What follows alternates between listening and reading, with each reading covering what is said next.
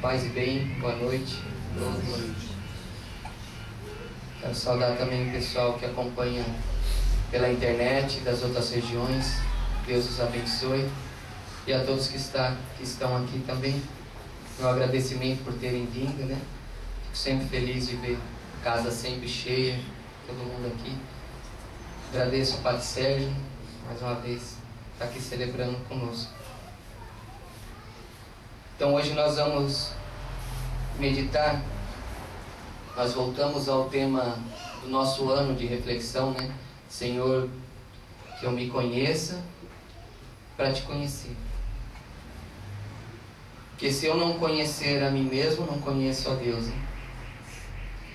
Então, para a gente continuar essa reflexão, é importante entender quanto Deus aprecia na alma de cada um de nós a humildade. Como Ele gosta dessa virtude, como Ele se sente bem, como Ele quer habitar num coração onde reina a humildade. Ele gosta de deitar nessa manjedoura, sabe? Como quando Ele desceu do céu, Ele gosta de deitar nessa manjedoura humilde, que é o coração humilde. Santo Agostinho dizia assim: é melhor um pecador humilde do que um, entre aspas, beato orgulhoso. É melhor um pecador humilde que um beato orgulhoso. Isso nos remete àquela passagem do Evangelho onde o Senhor Jesus narra, né, que numa sinagoga o fariseu entrou lá na frente e começou a fazer um louvor a Deus, mas mais se engrandecendo do que engrandecendo a Deus. E lá atrás um pecador publicano nem ousou olhar para o altar e se ajoelhou e pediu perdão dos seus pecados. E o Senhor Jesus narra que ali agradou mais a oração do publicano do que a do fariseu. Na nossa vida inteira, sempre devemos buscar a humildade. Um grande fruto da humildade é a obediência, porque ninguém obedece sem humildade. Porque para obedecer é necessário a humildade. Então a gente começa a ver que progredimos nessa virtude quando a gente começa a perceber que nós estamos obedecendo a Deus. Obedecendo o que Ele nos pede, o chamado que Ele nos faz. Hoje também queremos refletir sobre o perigo da tristeza na alma. O perigo de quando a tristeza se apodera da alma, principalmente num carisma franciscano como o nosso. Quando a tribulação, o pecado nos aflige, e o primeiro fruto disso é a tristeza, o desespero, aquele desânimo. E isso é um perigo para nós, um perigo para todos os missionários e para todo cristão em geral, mas dizendo aqui para nós missionários, sempre tomar cuidado para não entrar pela porta da nossa alma a tristeza. Sempre manter um sorriso, sempre manter um sorriso, porque um sorriso de um missionário por amor a Deus nunca é falso. O demônio às vezes instiga no coração: está sorrindo, mas com falsidade. Você estava querendo estar chorando. Tudo bem, mas não é com falsidade. É em sacrifício que eu estou sorrindo. É em sacrifício que eu sorrio. O sorriso de um homem, de uma mulher de Deus é uma coisa muito séria, né? É uma coisa muito verdadeira. Santo Agostinho ainda diz assim: o homem não come o trigo sem antes triturá-lo para fazê-lo pão. Assim também, o demônio não subjuga ninguém sem antes ter abatido pela tribulação.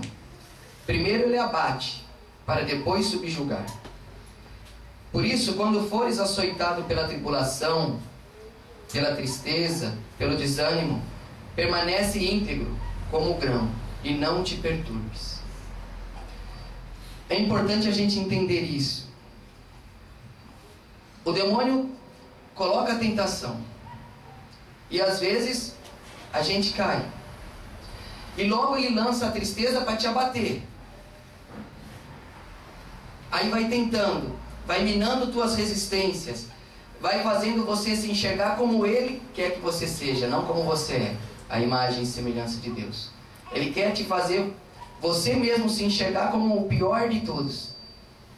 Aquela pessoa que não tem mais jeito, que não tem mais conversão, não vale mais a pena continuar lutando. Depois que ele conseguiu fazer isso, e coloca a tristeza, a melancolia numa alma, aí ele subjuga a alma. Aí ele pode começar a entrar com uma infestação diabólica, com uma depressão, uma opressão, uma obsessão e até uma possessão. É assim que começa uma possessão, sabia? Com a tristeza.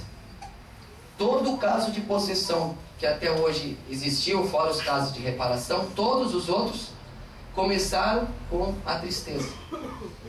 É a porta de entrada para o demônio numa alma. Colocar a alma numa tristeza profunda. Aí começa a se abrir as portas para a sua ação. Eu quero lembrar uma passagem para a gente entender um pouquinho. Lembrar uma passagem do Frei Egídio, um dos primeiros frades franciscanos, um homem muito sábio, muito rústico assim, mas muito sábio. Eu já contei uma vez essa passagem aqui, mas hoje cabe a gente refletir sobre uma outra visão dessa mesma passagem.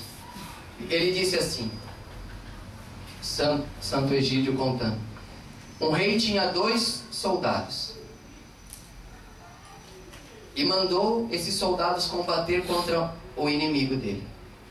Para um soldado, o rei deu todas as armas necessárias de defesa e de ataque para o combate. E ele foi e combateu, venceu e voltou. E recebeu os parabéns do rei. Para o segundo, o rei mandou que tirasse toda a roupa e fosse nu combater contra o inimigo armado. E ele foi. E apanhou bastante. Mas foi. E voltou todo machucado. E o rei elogiou a obediência e a coragem e o combate desse. Que mesmo tendo apanhado, ele foi. Mas foi Deus que permitiu aquilo. Deus que deixou ele ir sem arma de defesa e sem ataque para o combate. Para amadurecer nele a obediência e a humildade. Então, quando nós nos vemos diante de situações de pecado mesmo, onde caímos e desanimamos, ao invés de ficar triste, vamos lembrar que devemos levantar a cabeça e continuar lutando, mesmo apanhando, mesmo sem arma nenhuma, mesmo sem defesa e sem força para atacar. Lembrar que combatemos pelo Rei dos Reis, e se Ele permitiu que a gente entrasse naquele combate sem nenhuma arma de defesa e nem de ataque, mesmo assim devemos lutar.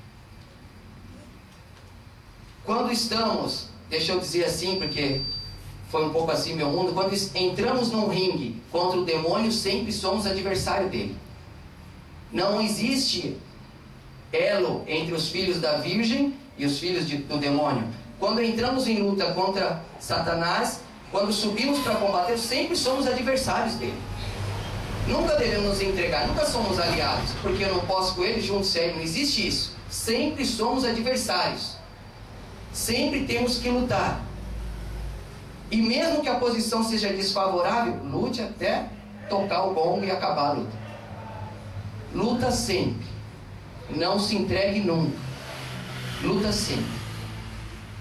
Porque pode ser que Deus esteja permitindo essa surra, né? Entre aspas, para aumentar um pouco a nossa humildade. Eu me confessando esses tempos com o Padre Rocha, ele, inspirado pelo Espírito Santo, me disse uma passagem que eu quero partilhar com vocês, e que isso vai ajudar todos nós em várias situações onde parece que a carne fala mais alto do que o Espírito. Ele estava contando para mim sobre o canto do cisne. Eu nunca tinha ouvido dizer sobre essa expressão, né? Mas ele gosta de poesia e de essas coisas. Fiquei escutando, mas foi interessante. E ele disse assim para mim: o cisne, ele entra no rio ali, na represa onde ele está, Ele é o animal mais bonito de todos ali, entre o pato, o marreco, né? O cisne é mais bonito que eles. Só que o cisne não canta. Todos os outros cantam sempre, né? O cisne canta uma única vez na vida. E quando ele canta, assusta todos os outros, porque o canto dele é muito forte, muito belo, mas é o único. E todos os outros temem o cisne, por ver esse canto mais belo do que o meu, esse grito mais alto do que o meu, imponente e forte. Só que ele canta quando vai morrer. Ele canta e morre. Ele canta uma vez só e depois morre. Assim também é a carne na nossa vida. Quando parece que ela está dando um canto imponente, sabe? Parece que está vencendo o espírito. É porque na verdade ela está dando o canto do cisne, né? Ela está morrendo para o homem novo nascer. Ela está morrendo dentro de nós, o homem velho, e nascendo o homem novo. É que como nós estamos nos aproximando mais de Deus, a gente percebe mais. E a gente tem mais, como que se diz a palavra? Repúdio contra os desejos da carne. A gente detesta mais o pecado. Por isso que parece que ele é maior. Mas na verdade é o mesmo pecado. Só que ele se apresenta de uma forma mais forte. E parece que nos vencerá. Mas não vencerá jamais. Tem uma frase de São Luís Grignion de Montfort que diz: servos Mariae nunc peribit. Servos de Maria jamais perecerão. Os que estão no coração da Virgem jamais perecerão. Pode entrar numa luta e apanhar. Pode sim. Deus permite, às vezes, para nos aumentar um pouco a humildade e a obediência a Deus. Mas vamos trazer isso sempre no nosso coração. Nunca desanimar. Sempre lutar. Sempre levantar a cabeça e começar de novo, como se fosse o primeiro dia da sua conversão. Santa Teresa d'Ávila, se não me engano, diz assim: uma alma assim persistente causa um horror no inferno. Porque quando ele pensa que aquela alma está subjugada, ela renasce de novo. E ela começa de novo. E aí ele começa a se ver sem armas para feri-la. Porque, como ele disse uma vez o demônio para Santa Catarina de Sena, ele fala: se eu te rebaixo, você se humilha. Se eu te elevo, você se humilha. Não tenho armas mais para lutar contra você. A humildade de quando cair, pedir perdão a Deus, e a humildade de levantar a cabeça e recomeçar. E quando vencer, também a humildade de abaixar a cabeça e agradecer a Deus e dizer que os méritos são somente da graça de Deus. Louvado seja nosso Senhor Jesus Cristo. Para sempre seja louvado.